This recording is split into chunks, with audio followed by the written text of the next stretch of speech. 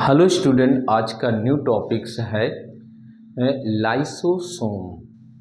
Lysosome is the very important role है, क्योंकि इस लाइसोसोम में को हम सुसाइड बैग भी कहते हैं, आत्मघाती थैली भी कहते हैं। और ये पादप कोशिका में कम पाया जाता है, जबकि जंतु कोशिका में ज़्यादा पाया जाता है। अब नेक्स्ट पॉइंट आते हैं कि गाल्जी का, ये वेरी मोस्ट इम्पॉर्टेंट है, 2 मार्क्स का जरूर क्वेश्चन इससे अबाउट इन पूछा जाता है। जैसे दे रखा है लाइसोसोम, लाइसोसोम, ओके, इंग्लिश में लिखते हैं लाइसोसोम। लाइसोसोम क्या होता है? यूकैरियोटिक कोशिकाओं में प्रेजेंट होता है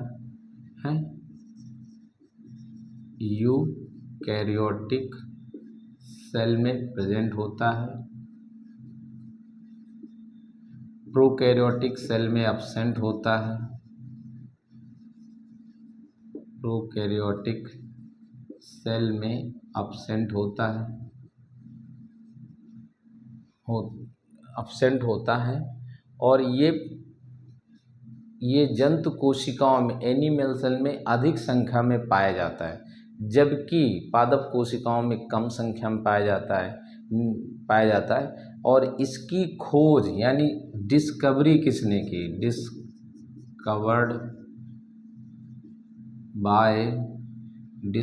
बाय डी डुवे ने 1955 में खोज की थी, और इन्हें नोबेल प्राइज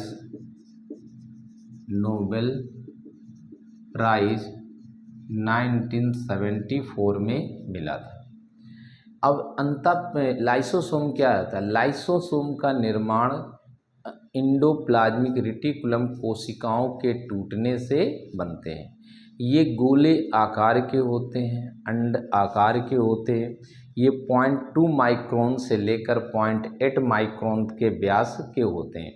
ये एक प्रकार से जल अपघटनी या जल क्षारकी पदार्थ होते हैं, इस कारण इन्हें हम लाइसोसोम कहते हैं।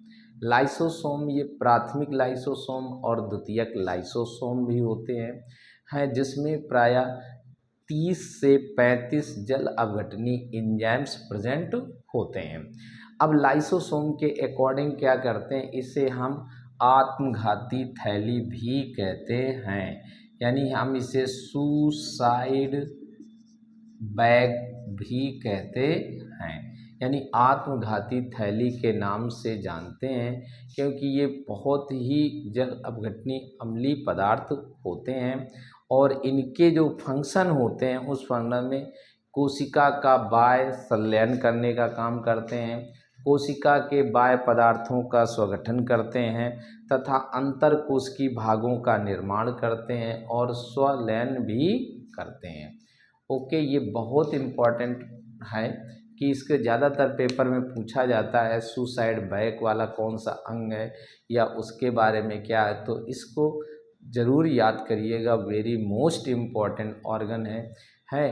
ओके, अब इस चैनल को सब्सक्राइब करना ना भूलें, बेल आइकन अवश्य दबा दें, जिससे next video. Okay, thank you, note कर लीजिए।